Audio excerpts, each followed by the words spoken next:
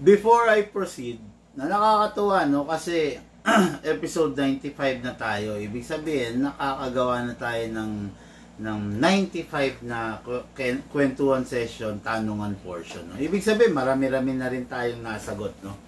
Siyempre, nagsimula kami sa episode 1. Sa episode 1, sobrang daming katanungan, tambak ng katanungan na ibinabato sa atin ng ating mga Airsoft, no? Pero ngayon, kahit papano, sa pamamagitan ng pagsagot natin sa mga katanungan, naliliwanagan, no? Yung mga Airsoft, kumbaga, nagkakaroon ng laman yung kanilang mga kaisipan regarding on how, di ba, to properly use our Airsoft, kung paano yung tamang pagpili, kung paano yung tamang pag-maintain, kung ano yung dapat gawin para yung unit tumagal, di ba? Yun naman number 1 ng ang dinidiscuss natin, no? Number 1, nakafocus tayo sa Airsoft kung paano yung tamang paggamit, kung paano yung proper na paggamit, kung paano yung mga paraan kung paano safe na magagamit yung unit, di ba? Yun yung mga doon tayo nakafocus. Kaya nakakatuwa, from episode 1, now nasa episode 95 tayo. Kumbaga, running 100 tayo, di ba? Masaya lang ako kasi, yun nga, nagaganap yung mga ganong pangyayari sa ating, sa ating hobby, no? Kaya mga Airsoft ngayon, dire-diretso tayo, sagot tayo ng ating mga Airsoft, ng mga tanong ng ating mga Airsoft. Kung ikaw, meron kang katanungan dyan na gusto mong sagutin, gusto mong magkaroon ng on-the-spot na kasagutan, tara rito mga Airsoft, iniimbitahan kita, itanong mo kay Bigman. Okay, na? Question number 1 from Sir Patrick of Pasig City. Okay, no? Bigman, I'm a Glock lover. Gusto kong sumubok ng ibang unit. Malaki ba ang adjustment na kailangan kong gawin para maging effective yung ibang model version ng unit sa akin? Malaki raw ba yung adjustment, no? Kasi nagsimula siya malamang sa Glock lover siya, malaki raw ba yung kailangan niyang adjustment. Actually mga Airsoft, kung ikaw talaga namang gun enthusiast ka, hindi naman siguro napakalaki, not unless talagang, what I mean is, halimbawa ganito, halimbawa yung Glock mo is, hindi mo naman totally kabisado pa, malamang sa malamang, paglipat mo sa mga 2011, mangangapa ka talaga sa Beretta, sa CC Shadow, di ba? Pero siguro naman, kasi may mga tao na madaling mag-adjust onto different grip, no? Sabihin mo ng, hindi na ako lalayo, compare ko na lang sa akin, no? Ako, medyo kabisado ko ang Glock, pero mas kabisado ko ang 2011. Ayan ha. Medyo kabisado ko, kumbaga, halimbawa, madalas 2011 ang ginagamit ko. Pero pag hawak ko ng Glock, although siguro mga ilang putok, makakapag-adjust naman ako. Okay? Ngayon, pero may mga ibang unit na napakamabait. Tulad ng CZ. Yan, napakabait ng unit na yan, sa totoo lang, no? Talagang never ka mahihirapan sa kanya. CZ, no? Never ka mahihirapan sa kanya. Kaya ako, yun ang nire-recommenda ko talaga, CZ. Halimbawa, ikaw, enthusiast ka, nasa Glock ka, tapos gusto mo mag-iba, I do suggest go for the CC para konti lang ang adjustment. Ang malaki, so far, no, tatapatin ko lang kayo, ang malaking adjustment, halimbawa nasa Glock ka, bigla ka magbe-Beretta. Medyo iba talaga, no? Malaki talaga adjustment. It is because si Beretta ang taba kasi ng grip. 'Di ba? Si Beretta hindi siya para dun sa mga lalaki na malilit ang palad. Halimbawa, yung mga bata, hindi para dun si Beretta. Halimbawa yung mga babae, hindi sila para kay Beretta. Napakataba, napakalaki ng grip na kailangan mo kay Beretta, no? Kaya sabi ko, medyo malaki-laking adjustments ang mangyayari. Halimbawa mga ka-airsoft, no? Halimbawa galing ka sa Glock. Magsi-switch ka into 2011. Medyo malaking adjustment din talaga, no? It is because si 2011 from the Glock, pag si 2011, kailangan mong pumiga ng beaver eh. Ah, di ba? Si Glock kasi walang beaver. Pagdating mo ngayon kay 2011, kailangan mo siyang pigain para ma-fire mo. Kumbaga, doon pa lang may adjustments na magaganap eh. What? Kailangan ma-maintain mo yung pagkakapiga mo ng beaver. Di ba? Kasi pag hindi mo napiga, hindi siya puputok. Yung pa lang adjustments na yon. Kumbaga, kung si Glock, puputok ka na lang ng puputok, si 2011, kailangan, di ba? May beaver tail ka. Tapos isa pa si 2011 and 1911, talaga namang napakalakas ng mga airsoft, no? Napakalakas ng putok, napakalakas ng recoil, 'di ba? Yun pa lang adjustments na kagad yun eh.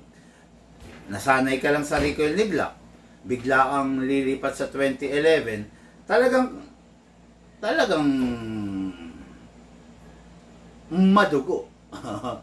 Madugo, no? Madugo yung mangyayaring adjustments. It is because ang 2011 merong beaver. Tapos ito pa, kay Glock nasanay ka na wala namang ambidextrous na safe. O, di ba? Kay 2011 meron. O, ayun. Nasanay ka sa conventional na front and rear sight ng Glock. Kay 2011 naka-bomber sight. Kumbaga mag-a-adjust ka pa rin doon eh, di ba? 'Yon. Pero hindi naman siguro masyadong matagal ang adjustment period na magaganap sa iyo. If you are a Glock user, then magta-transfer ka sa 2011 or sa 1911 or sa other unit, no? Kumbaga depende pa rin sa unit. Unit may vary. Kung Beretta, kung ZZ naman, si ZZ naman, solid na solid, no? Pero ang sinasabi sa inyo, friendly si ZZ, no? Kumbaga, hindi matinding adjustment ang kailangan doon. Okay? Ayun, no? Okay, question number 2 tayo. Jump tayo to question number 2. Big man, meron akong seniors na alaga, lolo ko. Okay. Ano kaya ang nababagay na unit sa kanya since nanonood kami ng vlog mo? Lolo, tapos seniors, ano raw ang the best, ang pwede. Ako, I do suggest kung ano yung gusto ng lolo mo, no? Kung ano yung gusto ng lolo mo, halimbawa, ang gusto niya, Beretta. Go for the Beretta. Kasi malaking bagay yung gusto mo, yung ginagamit mo. Lolo naman tapos lalaki, malamang yan, malaki ang palad dyan. Kaya niyang pigain yung Beretta, di ba? Kasi, importante, kaya ako naman sabing Beretta, kasi malamang sa malamang, sabi mo kasi lolo, malamang sa malamang yun yung inabot niyang unit, di ba? Kaya, the best naman, kung papagamitin mo siya ng Beretta. The best yun. Napakaganda nun, no? Ngayon, tanungin mo rin, pwede mo rin siyang pagamitin ng 1911. Pag pinagamit mo siya ng 1911, sakto rin yun, swak din sa kanya yun, kasi, malamang sa malamang inabot niya yung 1911, di ba? Tapos ano pa? Halimbawa, kasi ganito, yung lolo natin, yung lolo mo, hindi niya inabot yung 2011. Pero pwede rin naman sa kanya yun. Di ba? Wala rin naman duda na pwede niya rin gamitin yun. Kasi 1911, naging 2011, nagkaroon ng twist. Di ba? Pwede niya rin gamitin yun. Tanungin mo kung ano yung pinakagusto niya. Yung pinakagusto niya, pag yun ang nakuha niya, mag-e-enjoy siya doon. Mahirap naman kasi, hindi mo naman gusto isang unit. Siyempre, hindi ka mag-e-enjoy. Di ba? Pero pag yung unit na hawak mo, gusto mo, ay, naku po, mag-e-enjoy ka talaga. Ang sarap gamitin nun, no? Kaya, yun. Kaya, importante na yung ginagamit mo is, nag-e-enjoy ka, masaya ka doon sa ginagamit mo. Okay? Okay, Big Man, nakakadagdag ba ng FPS ang suppressor sa pistol? Actually, to tell you honestly, hindi. Hindi lahat ng pistol na lalagyan mo ng suppressor, tataas ang FPS. Actually, walang ganito. Ang silbi kasi ng suppressor is to suppress. Diba? Parang ganito yan. Suppressor, sa totoong barel, ang ginagawa ng suppressor, pinapahina niya yung tunog. Tama ako, di ba? Pinapahina niya yung, kumbaga, himbis na maingay, inaalis ng suppressor yon. Ngayon, sa airsoft natin, hindi, medyo walang silbi ang suppressor, especially sa pistol. Kasi ang suppressor, pinapahina niya yung tunog. Ano yung kailangan niyang pahinain sa pistol natin? Di ba? Pero, ibang usapan pag sa rifle. Okay? Bakit? Sa rifle kasi, merong silbi ang isang suppressor. Rook, pasuyo yung rifle na itim. Okay. Sa rifle, may silbi ang isang suppressor. Ano yun? Ito yung papakita ko sa inyo. Okay.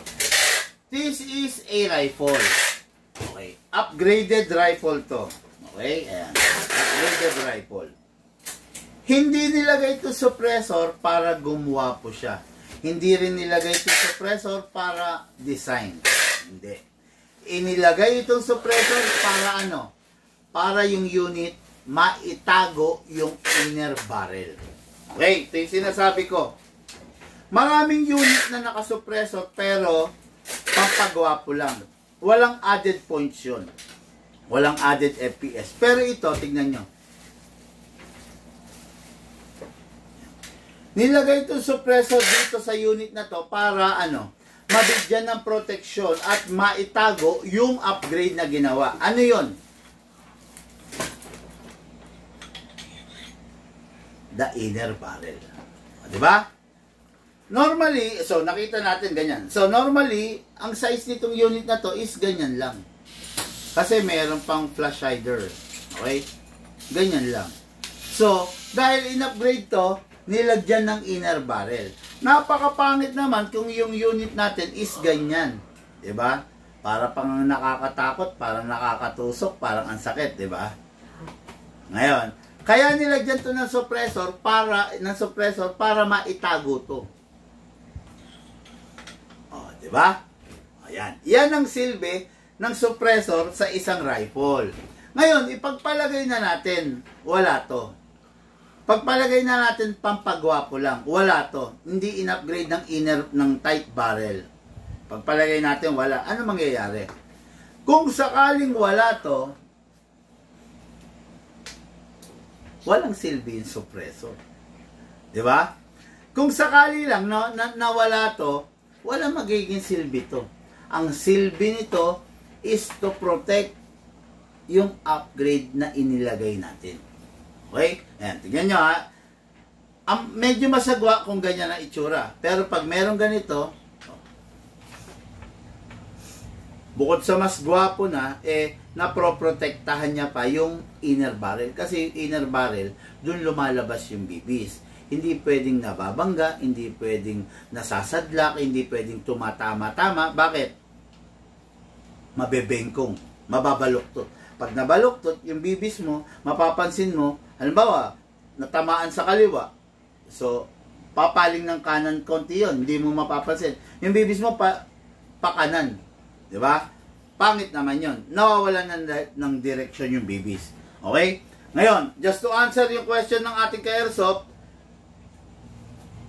kung sa pistol, walang ganong epekto ang suppressor, sa rifle, merong epekto at merong silbi kung bakit nilalagyan natin ng suppressor.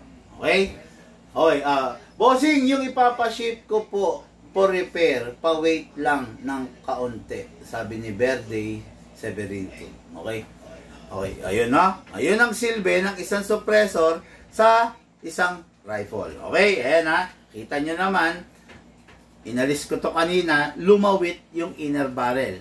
Pangit, pag ganun lang, di ba? Kaya nilalagyan natin ng suppressor. Ngayon, sa isang pistol, medyo awkward, medyo pangit kung lalagyan mo ng suppressor. Ito bakit?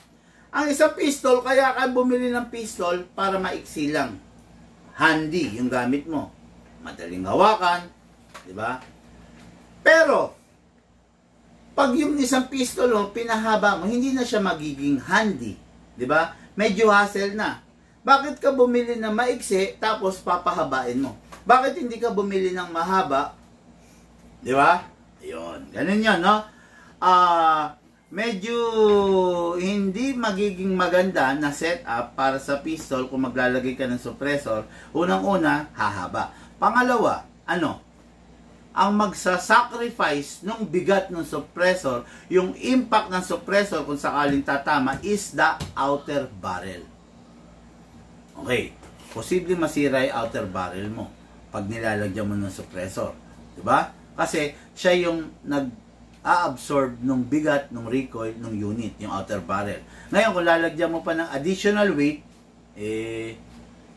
posible talaga, no? na masisira yung isang pistol mo. Okay? Pa-shoutout, boss! Sabi ni filter capacitor. Grabe naman pangalan niya. Filter na, capacitor pa. Hello, boss. Shoutout po. Good evening sa'yo. No? Okay, next question tayo. Look, pakialis to.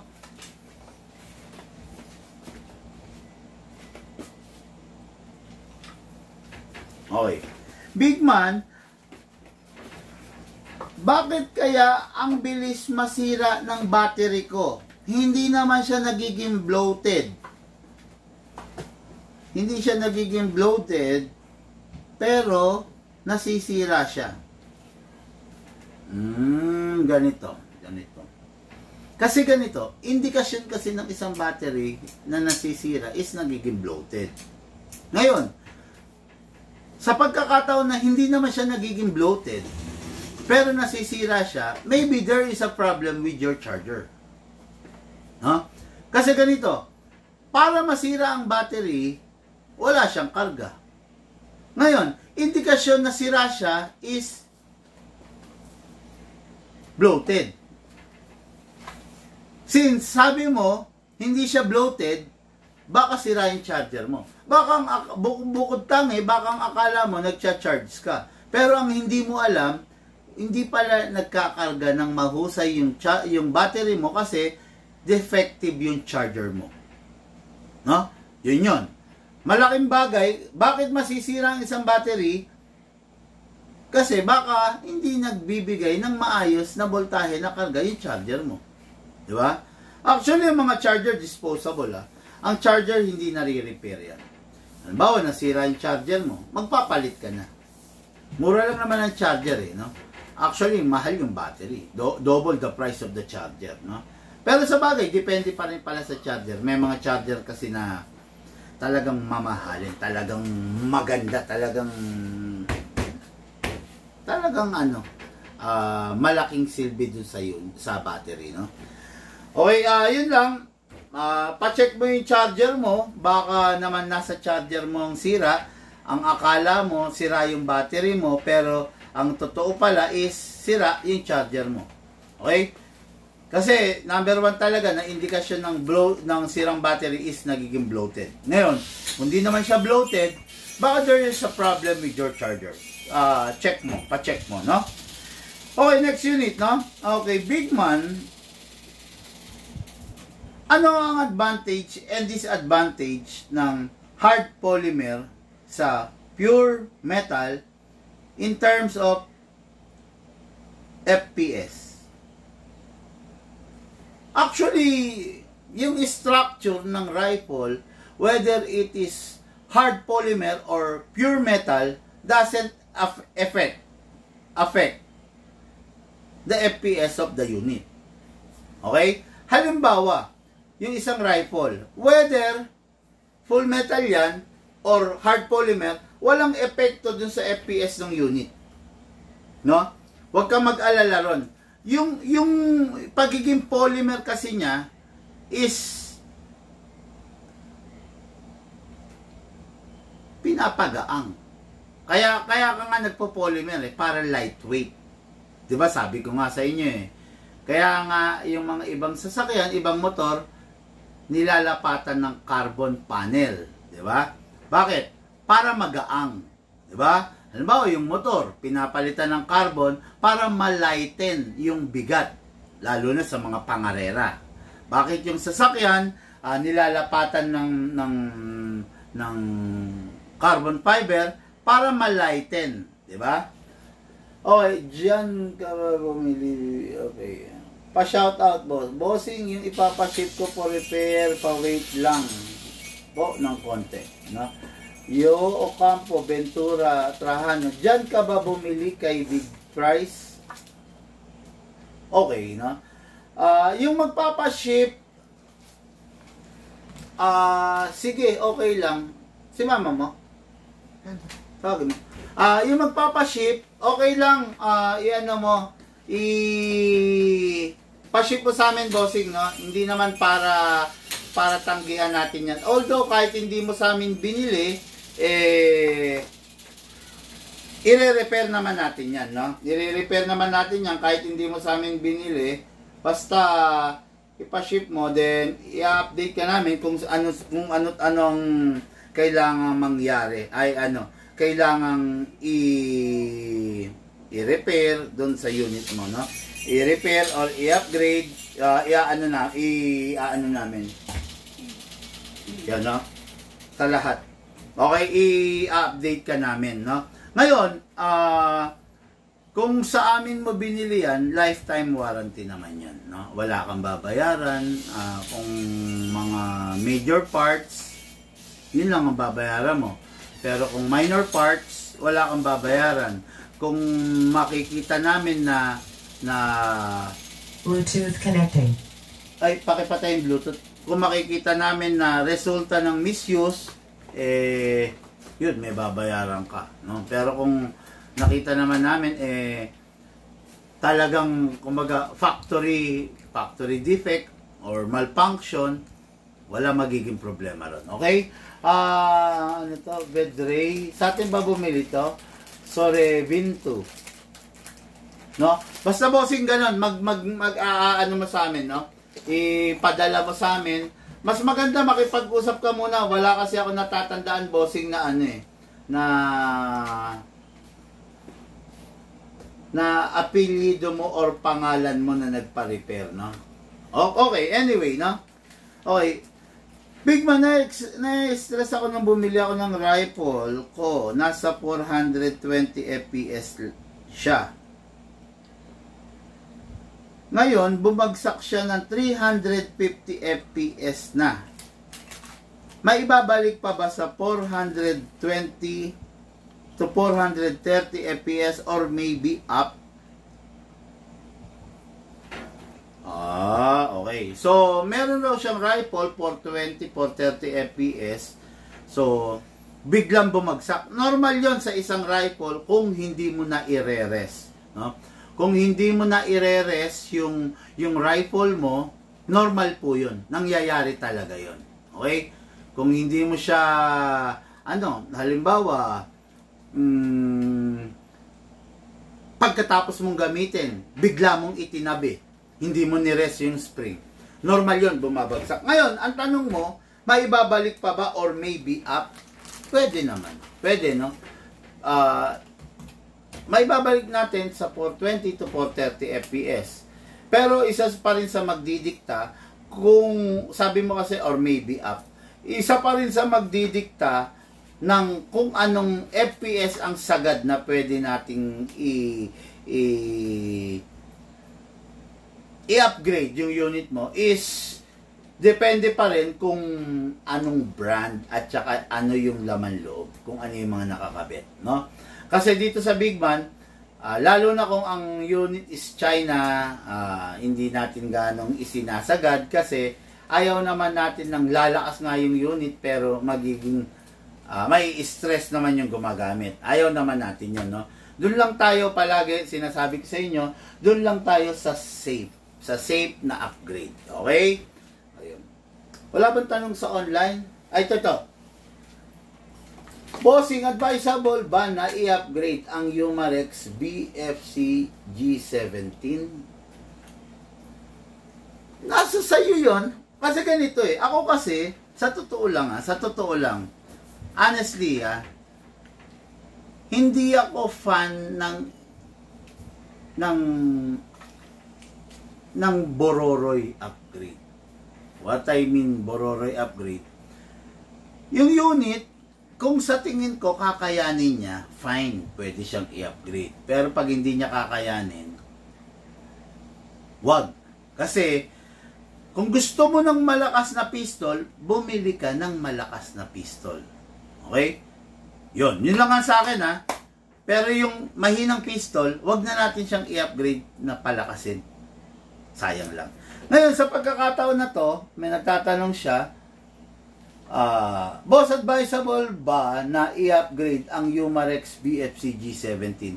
Actually, Umarex and BFC, matindi rin yan. Let me know ano yung gusto mong i-upgrade sa kanya. Okay? Ano yung gusto mong i-upgrade? Pwede mo kasing i-upgrade pwede ka mag big bore nozzle. Kung ayaw mo naman mag big bore nozzle, pwede ka mag anti-freeze nozzle. Yan, pwede mong i-upgrade yan. Okay? Pwede mo siyang i-fix outer barrel. Kung ayaw mo na i-fix outer barrel, okay lang. O, diba? Yan yung mga upgrade. Pwede mo siyang i-repair type half rubber. Kung ayaw mong repair type, okay lang. O, diba? What I mean okay lang is, pwede na. Kahit wag mong i-upgrade. O, ito. Kailangan, kung mag-upgrade ka na anti-freeze nozzle, make sure na magagamit mo siya ng mas madalas. Okay? Ang anti-freeze nozzle kasi kinakabit yan para maging mas more competition grade yung unit mo. Kung hindi ka naman makikipag-compete, sayang lang yung performance ng anti-freeze nozzle. Okay? Ang anti-freeze nozzle is medyo, masasabi natin na medyo mas malutong siya. No? Ay, hindi. Sorry. Mas makunat pala siya kesa dun sa stock nozzle. At saka kesa dun sa mga big bore. Kasi, pag naka-anti-freeze ka na, pang practical shooting na yun, pang competition grade na yun. Ibig ko lang sabihin, kung hindi ka naman magko-compete, huwag ka mag-anti-freeze, huwag ka mag-upgrade, sayang lang. O, diba? Ayun yun, ganun yun, no? Kumbaga, bawat upgrade, may kaukulang dahilan kung bakit natin siya i-upgrade. Hindi tayo mag-upgrade dahil gusto lang natin. Pangit yun. O, ganito. I-anti-freeze nozzle mo yung isa mong Glock, yung Glock mo. Pero hindi ka naman pala makikipag-compete. I-anti-freeze mo tapos i-display mo. Medyo pangit yun. Hindi maganda yun. Kasi, wala akong nakikitang, para lang sa akin hindi mo siya mamamaximize yung paggamit sa kanya. Diba? Kailangan pag nag-anti-freeze nozzle ka, gagamitin mo. Diba? Isa pa, yung fix outer barrel. Diba? Kung brutally fire ang gagawin mo, yun nga, okay, mag fix outer barrel. Pero kung hindi mo naman siya ipang-compete, hindi ka brutally firing, halimbawa, Saturday or Sunday ka lang naglalaro, hindi advisable. Diba? Lahat ng upgrades, ginagawa para maging effective yung unit dun sa papasukin niyang field. Ngayon, kung hindi naman pala siya tama yung in-upgrade mo dun sa pinasok mong field, hindi maganda. Okay? Ayan. Halimbawa, ganito, sa rifle, wag na tayong lumayo. Yung rifle, CQB. So, ang CQB ginagamit sa mga maliliit lang na lugar. Yung rifle, in-upgrade mo ng 550 to 570 FPS. Hindi, yung FPS niya, hindi akma para dun sa unit, para dun sa venue. Nagets nyo? Kung mag-upgrade ka ng 550 FPS and above, make sure na lalaro ka sa jungle, sa field na malaki. Kung maglalaro ka sa field na maliit, hindi pwede, hindi uubra yung ganong kalakas. Okay? Sana sana nasagot ko ng mahusay yung question. Sana na ipaintindi ko ng maayos yung tanong, ay yung sagot, no? Okay, ano advisable upgrade sa boss sa ENC? Roel C. Tingson, anong ENC boss? Maraming ENC. ENC rifle, ENC pistol, ENC na rifle na mid, ENC na rifle na high-end. Pakilinaw po para masagot natin. Question, bakit ang laki ng ano to? Benta ka tubo para... okay. Bakit daw ang laki ng tubo? Okay. Dahan-dahan lang po kayo sa pagsasalita kasi baka yung sinasabi niyang tubo is dahil upgraded po yung unit. Okay? Actually, hindi ko na kailangan magpaliwanag kasi during the live naman, during the live naman, na ipapakita mo kay Shane para makuha yan. During the live naman kasi, na-i-explain ko naman kung ano yung mga kargang upgrade ng unit, no? Hindi ko kailangan mag-explain ng sobra-sobra kasi ano ko naman yan, na-i-discuss ko sa live, no? Kung ano yung kargang upgrade ng unit ko, no? Nung unit na binibili, okay? Hindi ko kailangan mag-explain kasi na-i-explain ko na sa live yan, okay? Ano po pros and cons of starting with GBB instead of AEG? Actually, GBB and AEG is both rifle. Ngayon, ang pros and cons lang, magsimula tayo sa hindi mo makakopy yan eh.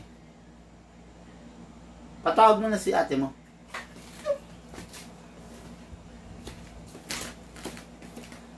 Ano po pros and cons of starting with GBB? Nakikita mo ba? Okay. Patawag mo na. Okay. Ano po ang pros and cons starting with GBB instead of AEG po? Kung GBB, okay lang.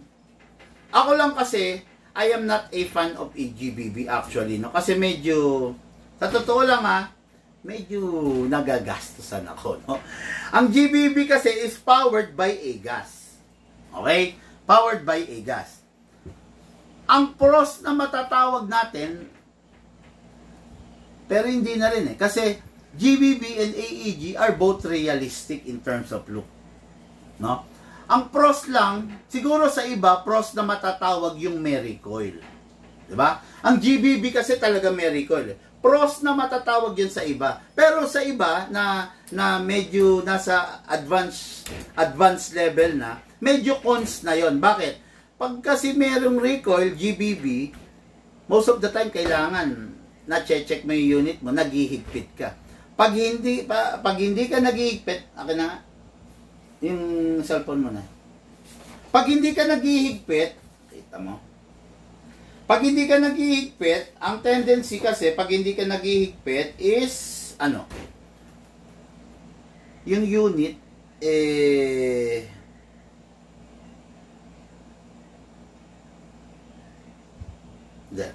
pag hindi ka naghihigpit, yung unit, ang tendency is lumuluwang yung mga tornilyo. Pag lumuwang yung tornilyo, eventually, kakalas. Ayan ha. Yung recoil, advantage yun sa iba. Pero doon sa iba, disadvantage yun. For me, disadvantage na matatawag ko yung recoil. Okay? Kasi nga, yumayanig yung unit every time na no? Yumayanig.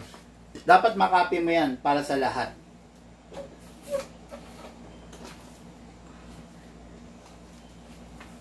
No? Advantage yun sa iba. Okay. Then, medyo nafe-feel ko malakas yung yung sa gas. Sa totoo lang, no? Medyo sa una masarap, syempre, pero eventually kailangan lagi kang may gas, di ba? Unlike sa rifle, the battery, i-charge mo lang, di ba? Yun tinanong mo kasi ako kaya sumasagot ako ng diretso, no? Then isa pa, compare na lang natin, no? Sa magazine, ang maximum rounds na pwede sa isang magazine ng rifle is 30, yung iba 35, meron pang 40 rounds. Yun, ganun. Pero sa isang AEG, merong 190 rounds, merong 300 rounds, merong 450 rounds. O, diba? Ibig ko sabihin, sa AEG, kung rat-rat mode ang gusto mo, kaya kanya mapagbigyan. Sa isang GBB, medyo limited lang. Kasi 30 rounds. Meron ako naririnig, 40 rounds. Yun lang. Pero wala kang makikitang AEG na GBB na magazine na merong 200 rounds or 300 rounds. Diba? Not unless gagamit ka ng drum mag ng AEG, ng GBB, which is pwede naman, kaya lang, ang GBB kasi hindi pwedeng continuous fire kasi lumalamig yung magazine. The more na lumalamig, the more na nagpa-fire ka ng sunod-sunod, the more na nagkakaroon ng build-up sa magazine ng yelo. Pag may build-up sa magazine ng yelo, humihina yung fire. Okay? Why? Kasi yung hangin sa loob, nag-mutate, nag-turn into yelo. Pag naging yelo, nauubos yung hangin, kaya lumalamig yung magazine mo. Di ba? Hindi pwede kay GBB ng continuous firing, hindi katulad ng AEG. Ayun. Yun lang sa akin, no? Hindi ko naman sinasabing pangit ang GBB, kaya lang, may mga downside lang rin talaga na halimbawa maglalaro ka sa field, lahat sila naka-AEG, ikaw naka-GBB, medyo lugi ka dun. Diba? Kutya, pinapaulanan ka 300 rounds, 450 rounds yung unit nila Tapos ikaw, maximum mo 30 rounds lang. Diba? Kumbaga, hindi siya, yung unit is hindi fit doon sa, diba? Copy mo yung link doon, ha? Okay na. Okay, anak. O, yun. Tulungan mo siya. Ang dami niyan, Okay. Sir, kaya ba ng stock ENC M170 spring papa-upgrade ko sana sa inyo? Actually, kung kaya, paano ba sabihin to? Kung kayang ikabit Ang tanong, hindi tayo pwedeng basta magkakabit ng spring. Kasi, we do it the proper way. Hindi pwedeng basta ka mag-i-spring. No? Pag nag-spring ka ng ganyang katindi, you have to admit, you have to, kumbaga, kailangan mong i-consider na mag-regime. Diba? Mag-regime. Ano pa? Magpapalit ka na ng piston, metal tooth, di ba? Metal teeth. Ganon. Hindi ka pwede maglalagay ng ganyan kalakas na spring nang hindi ka gagalaw sa piston na may metal teeth. Na hindi ka magre-regime. Okay? Na hindi mo i-consider kung kaya bang pigain ng battery mo yung ganon katigas na spring. Baka kailangan magtaas ka na ng milliampere ng battery mo discharge rate ng battery mo, or baka kailangan mo nang magpalit din ng motor mo, 'di ba? High torque. Yung mga ganon, no?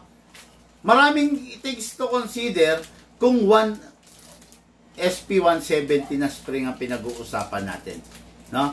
Hindi pwedeng unit, alisin mo yung spring, palitan mo ng M170. Ang M170 is ang katumbas niyan sa SP.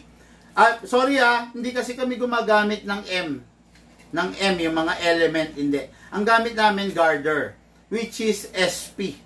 Tama ako, SP, no? Ang katumbas kasi ng M170 is SP1 I think 155. Kung merong 155, no? Yun lang ang katumbas niya.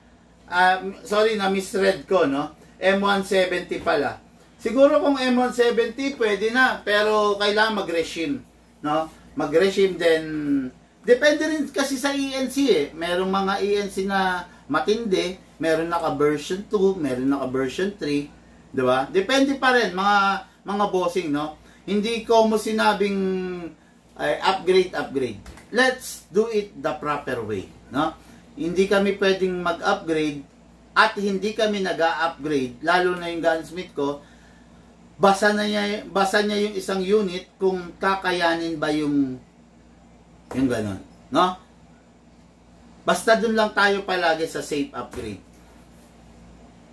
Sinasabi ko naman sa inyo, hindi basihan ang FPS para masabi nating maganda yung unit natin, no? Aanin mo yung malakas na FPS, tapos kung ilang putok lang yung unit mo, sira na naman, di ba? Doon lang tayo sa proper na upgrade, bossing. Okay? Pasensya na, medyo hindi ko if please, no, yung kumbaga hindi umayon yung sagot ko doon sa tanong mo, pero yun kasi, bossing, yung tama, yun yung proper. Okay? Watching from Baguio City, Big Man, good evening, God bless. Sir Ronald Suete Carino. Hello sir, hello po, no? Paano magpalakas ng FPS? Maraming things to consider sa pagpapalakas ng FPS. Half rubber, tight barrel, 'di ba? Siyempre kailangan magtrabaho ng cylinder mo. Kailangan mo ng maayos na piston. Kailangan mo ng maayos na battery. 'Di ba? Kasi ganito yan eh. Konektado yan, mga airsoft, no? Naglagay ka ng malakas na spring, lalakas ang FPS. Yes. Para yung malakas na spring mapiga ng motor mo, kailangan mong mag-ayos ng gear. Okay? Ngayon, para yung motor mo mapiga yung gear, kailangan mong may magandang klase ng battery. Hindi ka pwedeng mag-upgrade ng upgrade nang ang battery mo is stock. 'Di ba? Kailangan ang battery mo is malakas ang discharge rate para kaya niyang supplyan yung motor. Para ito si motor, mapiga niya yung matinding spring. Maraming things to consider, sa totoo lang. It takes a decade para maging isang magaling na gunsmith, no? Kasi sa totoo lang, ang isang pagiging magaling na gunsmith hindi kayang overnight. Continuous learning ang pagiging gunsmith. Learning through your mistakes. 'Di ba? Ngayon, hindi ka mag-gunsmith, pangit naman kung gunsmith ka, tapos ang pag-aaralan mong unit, yung unit ng ibang tao, ng player or na nagpapagawa sa'yo. Di ba? Dapat, meron kang unit na handa mong sirain. Kasi, dun sa mistakes mo, dun ka matututo. Ay, mali pala yung dating ginagawa ko. Ay, dapat pala ganito. O, di ba? Ganun yan. Ngayon, kung hindi dun sa mistakes mo, hindi ka matututo. You will learn from your own mistakes through your own unit. Huwag yung sa unit ng iba. Okay? Kaya ako payo ko dun sa mga ka-airsoft, no? Siguraduhin niyo yung gunsmith na pinagdadalhan niyo na unit niyo. Hindi ako naninira, pero ito ang totoo. Siguraduhin nyo. Kasi, siguraduhin nyo na yung gunsmith na pagdadalan nyo ng unit nyo ay hindi pagpapraktisan yung unit ninyo. No? Maaring magaling magsalita, mabulaklak yung bunganga ng isang gunsmith, pero isa pala sa pag-aaralan niya na gawin is yung unit ninyo. Ngayon, bandang muli, yung unit ninyo, lalala ang sira, ang sasabihin is sira talaga. Pero ang nangyari, hindi. nasira niya yung unit ninyo. Okay? Yun, no? Yung 1911 Kimber Assassin Boss Bigman, single stock lang po ba yung mags? Hindi. Ang number 1911 Kimber Assassin is dual stock mags.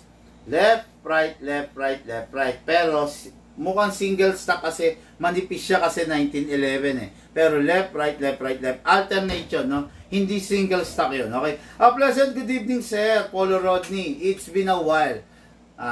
You haven't done a Q&A portion. Yes, medyo nag-ipon tayo ng mga tanong, bossing, no?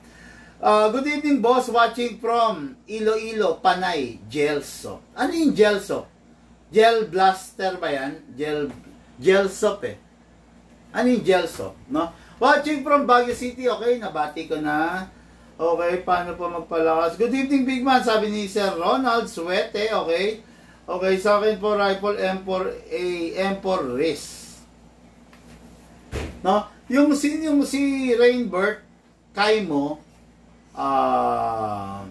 marami tayong things to consider, no? Diyan sa unit mo. Kumbaga, ganito yan. Pag mag-upgrade, tulad nga ng sabi ko, let's do it the proper way, no? Huwag yung makapag-upgrade lang, bororoy upgrade kasi masakit sa ulo yan. Okay, good evening, sir. Gas shotgun po ba yan sa likod nyo? Ay, hindi po. Ano po siya? Ano ba to? Hindi, ano to? Bolt action. Bolt action to. Literal na na isang kasa, pak, boom, pak, boom, pak, boom. Ayan, ha? Isang kasa, isang putok. 3 bala ang lalabas. Yung isang shell niya, maximum rounds is to. Isang shell, maximum rounds is 30. So 10 shots to. Kada isang putok, 3 bala yung lalabas, no? Ayan, okay. Pwedeng gawing 5, merong setting merong tinatapyas, pero ako I do suggest okay na yung 3, no? Okay, thank you, sabi ni Halco. Thank you, bossing. Thank you sa tanong mo, no? Okay, so next, dire-diretso tayo mga cars of no? Ganun-ganun lang, naka 47 minutes na tayo. Ang isang kwentuhan session, tanong ang portion, 1 hour lang eh. Okay, Big Man, anong klaseng fixed barrel ang pwedeng ikabit sa 2011 ko? Hahanap ako sa online para ako na lang magkabit. Okay. Anong klaseng fixed barrel? Well, nasa sa'yo yun. Dito kasi sa Big Man, we have different kinds and types of fixed outer barrel for the 2011. We have the alloy, we have the stainless steel, and we have the solid brass. Diba? Solid brass is tanso na dilaw. Ayan, parang ganito. Oh. Pakita sa inyo. Yan. To solid brass to. Grabe, bigat niyan, no? Tapos meron din tayong stainless. Saan ba yung mga stainless natin? Ayan, to. Meron tayong stainless. Iba-iba kasing design eh. Ito. Stainless steel, makikita nyo yan, no? Twisted, di ba? Ang ganda, di ba? Stainless steel to. Ngayon, meron din tayong tinatawag na alloy. To, aluminum. Ayan, ayan, makikita nyo yan. Ayan, aluminum yan, ha? Ayan, aluminum. So, mas magang yung aluminum kesa dun sa stainless. Ayan, ha? Ayan, aluminum. Twisted dyan, ha? Ngayon, ito, stainless. Ayan.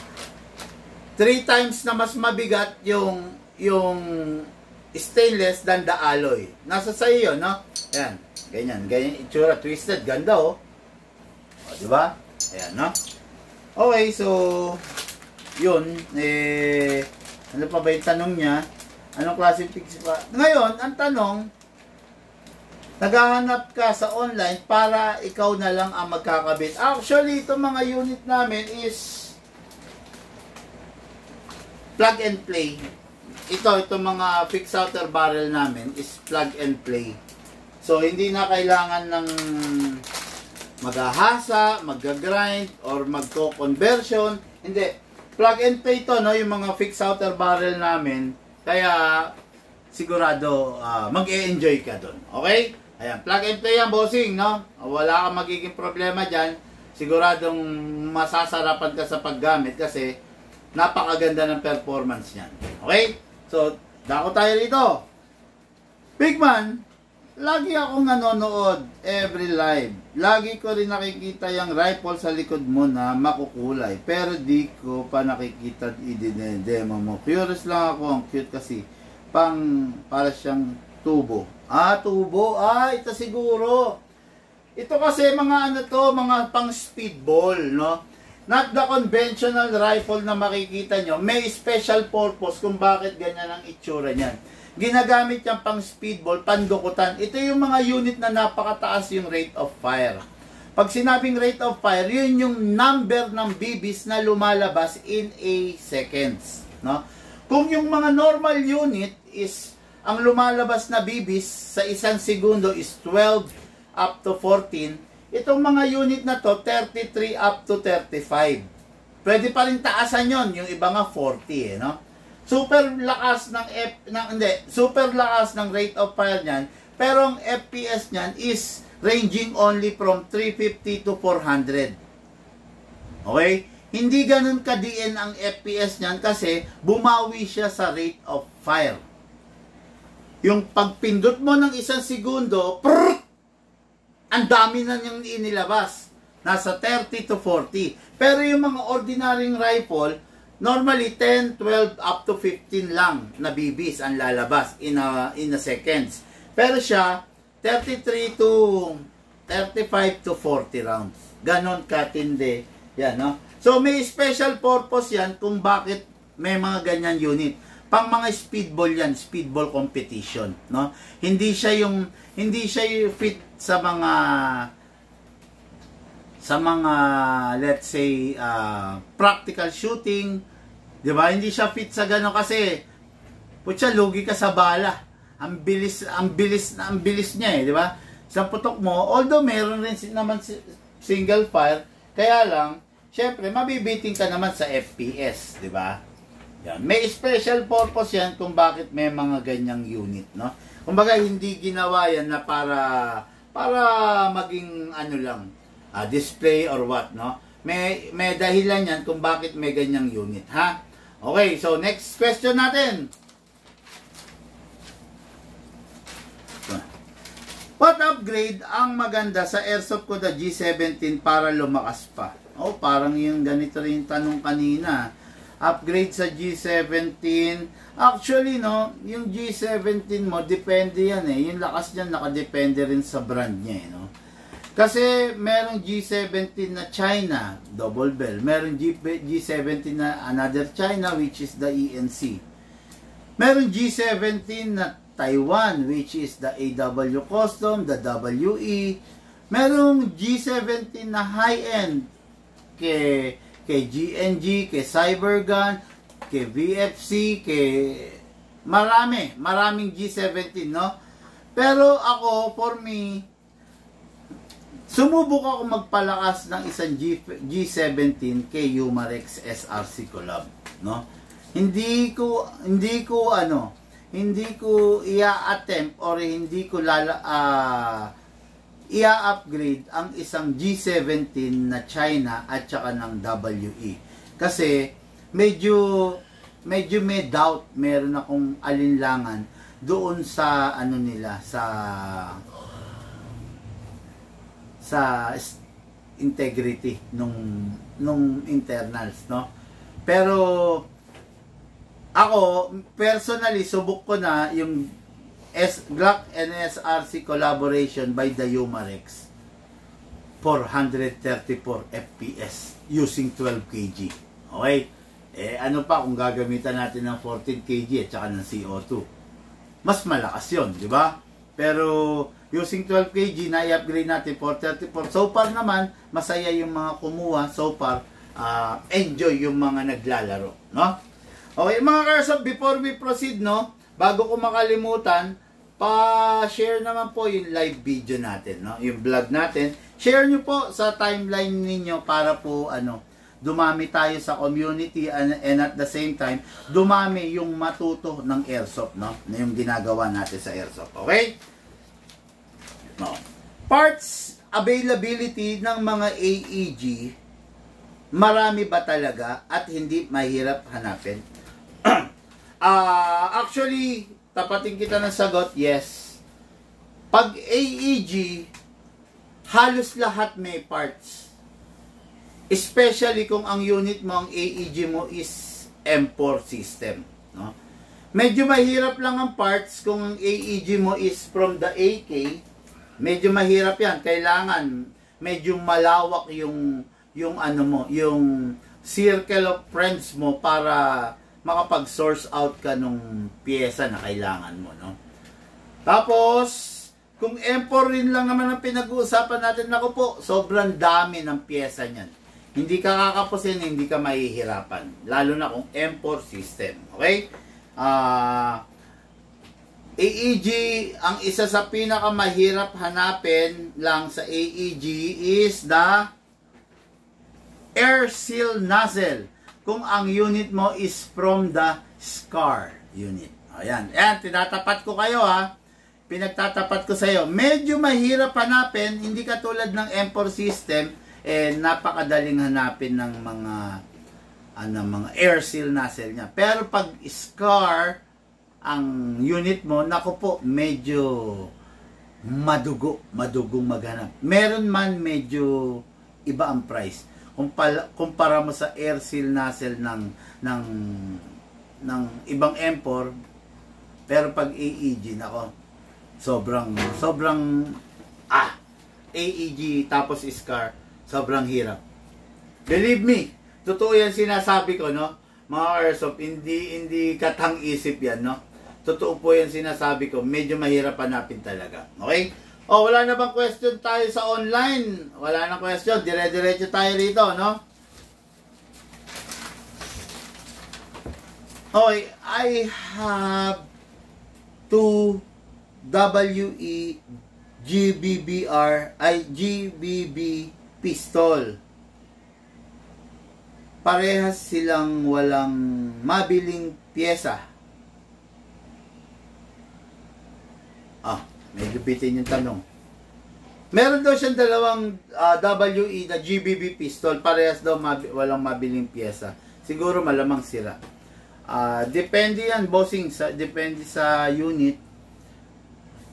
May mga unit talaga na, in fairness kasi hindi mo naman sinabi kung ano yung unit May mga unit na ang hirap talaga hanapin ng pyesa, tulad ng Beretta. Medyo mahirap ang pyesa niyan, no? Tapos, ang madali, Glock 2011, yan. Talagang madami yan. Ngayon, depende rin sa dealer. Kasi may dealer na matyagang maghanap ng pyesa at saka may dealer na handa kang ipag-part out doon sa bago para mabigay sa iyo yung pyesa.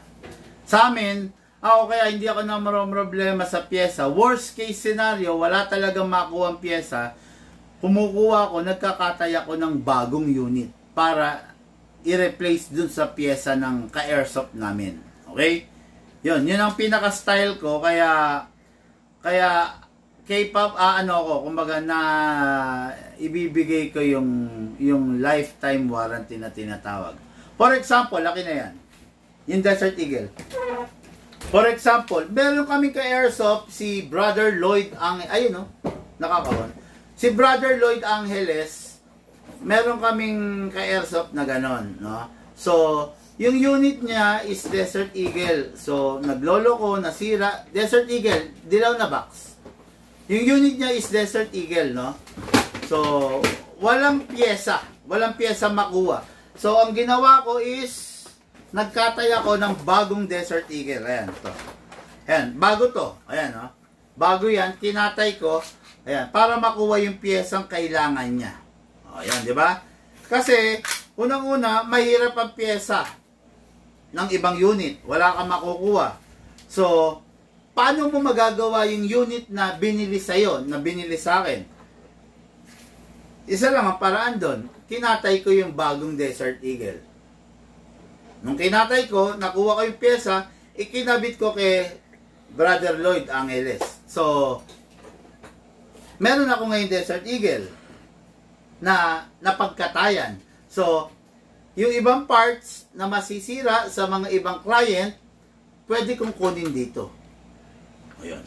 Yun ang ano, tanging solusyon, no? Dito sa Bigman, ipagkakatay ko kayo ng unit. Lalo na kung client kita. Pero kung syempre, kung di kita client, hindi ko naman gagawin na mag-part out or magkatay ng unit para lang dun sa pyesa na kailangan mo. Yung pagpa-part out, yung pagkakatay ng unit is para po doon sa client mismo ng Bigman. Okay? Ayun, no? Walang nagtatanong sa online. Mukhang lahat lang nakikinig lang talaga, no? Okay, ito. Pwede ko bang ipagawa sa iyo ang rifle ko? Hindi ko po sa iyo binili. Ang gulo na sulat. Hindi ko po sa iyo binili, pero second hand ko siya nakuha, binili ng misis ko para sa akin. Pwede raw ba ipagawa sa akin? Yes, syempre. Airsoft shop kami. Gumagawa kami. Ngayon, nung sinabi mo na second hand mo kinuha, medyo foul yun. Kasi lagi kong sinasabi, huwag kayong kukuha ng second hand kasi hindi nyo alam ang history niyan. Tandaan nyo yung isang unit is ang daming moving parts sa loob. Maliliit, may tornilyo, ang dami. Isa lang dyan ang masira, maglolo ko na yan. Pero, sinabi mo na binili ng misis mo para sa'yo, binili ng second hand. Kumbaga, sino ba naman ako para tanggihan yan? Yung unit, binigay sa'yo ng misis mo, malamang sa malamang merong sentimental value. So, gawin natin. Okay? Mga Airsoft, maraming salamat sa mga nag-participate sa ating kwentuhan session, tanungan portion. Maraming salamat po sa inyo. Sa mga nag-share na ating live video, maraming salamat. Sa mga hindi pa po nag-share, please share the live video para tumulong kayo sa pagpapalaganap ng mga first-hand information sa ating Airsoft, sa ating community. Lahat po tayo nagmula sa iba't ibang larangan, pinagbuklod, pinag-isa ng iisang libangan. Yun po ang paglalaro ng Airsoft, patid po sa inyo ng inyong lingkod, Bigman.